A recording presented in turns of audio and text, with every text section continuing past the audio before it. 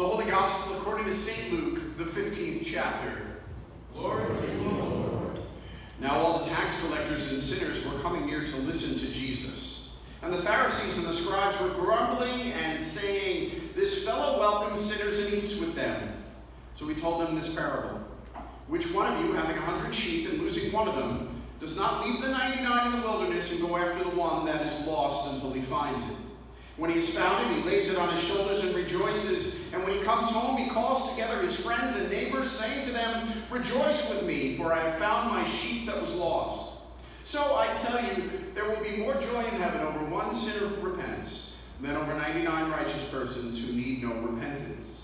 Or what woman, having 10 silver coins, if she loses one of them, does not light a lamp, sweep the house, and search carefully until she finds it? When she has found it, she calls together her friends and neighbors, saying, 'Rejoice with me, for I have found the coin that I had lost.' Just so I tell you, there is joy in the presence of the angels of God over one sinner who repents." This is the gospel of the Lord. Praise to you, Lord Christ. Please be seated.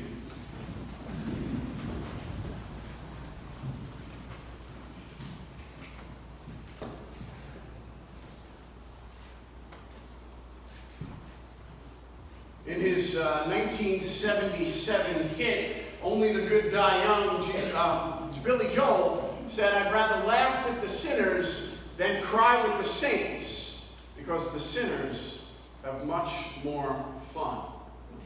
Now, I know that's not exactly what Jesus is getting at in the gospel lesson, but he is making a point about how the world sees sinners and saints. This passage comes during a series of passages where the gospel writer Luke is warning of how Jesus preached about and taught about the dangers of arrogance, of overconfidence, of unrepentance. And usually these episodes are stirred up by the religious leaders of the time, the Pharisees, and Jesus' encounter with them. And as we look back over time, it's easy and tempting for us to want to make the Pharisees the villain to our good guy, Jesus. But that can often be a little bit of an oversimplification of what was going on there. In a lot of ways, the Pharisees, though they constantly messed things up or misperceived or misrepresented the way God wanted to be taught to the people, the Pharisees often had hearts that were aimed at the right thing. In particular, a lot of the times, especially on occasions like this, where they're grumbling because Jesus is associating with sinners and tax collectors and outcasts, a lot of that was influenced by the fact that the Roman government had come and invaded and overtaken Judea and Jerusalem. So the Pharisees saw themselves as the defenders of the Jewish faith and the Jewish culture. And oftentimes, as Jesus is mixing with those who are considered sinners, they're not typical Jews. They're more of the Roman persuasion. So the Pharisees, as they're looking at the situation, are concerned.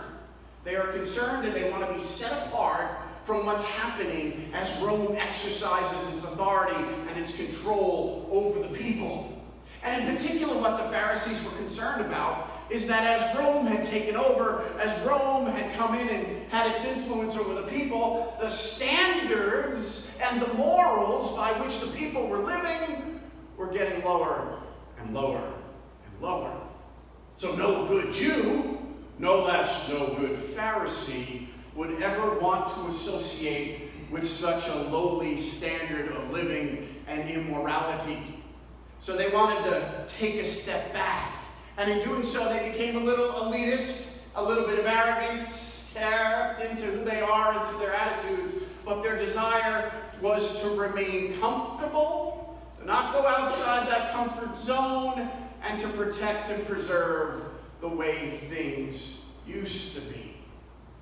Now, for us today, we must remember that that pitfall of the Pharisees can very much be our pitfall today. Because as we look at the culture around us, it seems to us that the whole idea of what is sin is being lost. Sin and morality and what's right and what's wrong seems to constantly be in flux. seems like we live in a culture where the attitude is anything goes as long as it makes us feel good, as long as we think it's right for ourselves. So we may look out there as we try to live by the standards of God, as we try to live by the Ten Commandments, and say, oh my gosh, look at those sinners. On the other side of it, we may often see the fact that because there doesn't seem to be any recognition of sin anymore, that there's not a need for mercy or compassion or forgiveness, because in the eyes and the attitudes and the standards of the society that surrounds us, nobody does wrong anymore. Nobody makes mistakes anymore. Nobody commits a sin anymore. So that whole idea of being merciful, of being compassionate, flies right out the window. And on the few occasions where we hear the standards of the morals of the world around us declaring somebody wrong or a sinner, it's usually because somebody has been offended, and then they've committed the most mortal sin possible, and then there's no more mercy or forgiveness. There's no second chances for those people.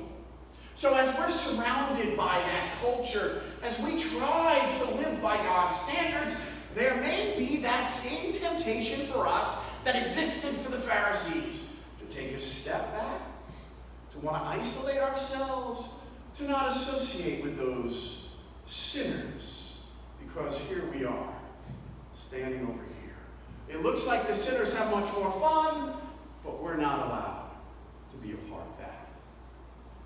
As Jesus objects to the attitude of the Pharisees, that they're only seeing the world by their limited perspective, they're not seeing it through the eyes of God, and how God breaks down those boundaries, and how God calls all of us to be repentant and see our own sin. Jesus then tells those two beloved stories, the parable of the lost coin and the parable of the lost sheep. Those are stories that paint an image of Jesus that we love, is it not? When we think about our relationship with Jesus, it's that idea that at those times in our life when we're that lost sheep, when we've gone astray, Jesus comes and gets us and brings us back to the safety of the flock. And that is what's at the heart of the gospel. That is what the cross and the resurrection of Jesus is all about. That is where our hope is found. But we must recognize those times when we start to go astray. That it's not just those sinners who have much more fun, but it's even us at times that get lost and wander and need to be found. There was a blog recently written by somebody who visits Disney, and the title of the blog was, "I Lost My Child at Disney, and So Can You." And the blog writer would talk about how Disney is a crowded place. Like, not crowded like a mall kind of place. Crowded like there's skin to skin, shoulder to shoulder. You're walking along in the crowd. You don't have any control in the direction you're going. And even though you may be holding on to the hand of your kid, the next thing you know, they can get lost. And the blog writer talked about how terrifying that was. How Disney, which is the greatest and happiest place on earth, in a matter of seconds, went to the most terrifying place in the world. And for those 5-10 minutes while her child was lost, she had lost all hope. She had thought, this is it. It was terrifying. It's easy for us at times to go along with the crowds, to live by the standards of the world, to not object to the things that are going on around us until all of a sudden we recognize and we realize maybe we've gotten lost as we've gone along in the crowds. And as we recognize that and see that we too can get lost, it's at that moment when that mercy and that compassion and that love of God that we see, especially in the parable of the lost coin and the lost sheep, becomes so intimate and personal for us. Because that is the moment of our hope. That is the moment where we understand the gift of God's grace and the gift of salvation.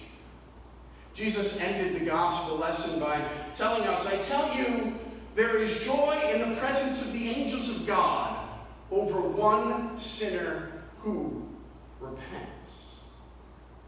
It may seem to us like the sinners are having much more fun. But when we recognize that sinners, and we need God's grace. It's at that moment when the mercy, compassion, and forgiveness of God